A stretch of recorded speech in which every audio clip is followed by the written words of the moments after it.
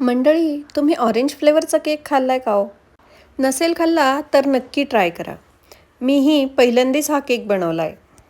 केकचा फ्लेवर खूप कमी किंवा जास्त होऊ द्यायचा नसेल, तर प्रत्येक गोष्टीमध्ये तुम्हाला थोडा थोडा फ्लेवर ॲड करत जावा लागेल. म्हणजे इथेच बघा ना, इथे मी केक बेक करताना 2 ड्रॉप ऑरेंज इमल्शन घातलंय. केक सोक करताना पाण्यामध्ये 1 ड्रॉप इमल्शन व क्रश घालून घेतला. त्यानंतर क्रीमला फ्लेवर यावा यासाठी सुद्धा क्रीममध्ये सुद्धा 1 ड्रॉप इमल्शन घालून घेतलं आहे. केकची लेअरिंग करताना प्रथम केक स्पॉन्ज ठेवून त्यावर क्रीम लावून त्यानंतर त्यावर ऑरेंज क्रश पसरवून घेतला. कुठल्याही फ्रूट फ्लेवरचा केक करत असाल तर त्यामध्ये टुटी फ्रुटी ॲड करून बघा. त्यामुळे छान टेस्ट येते. आम्ही सगळ्या मैत्रिणी विमेन्स डे सेलिब्रेशन करणार होतो.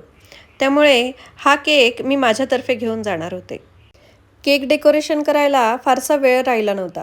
त्यामुळे इथे मी आर्टिफिशियल फ्लावर्स व लीव्स वापरले आहेत. कसा वाटला आजचा केक कमेंट करून नक्की सांगा.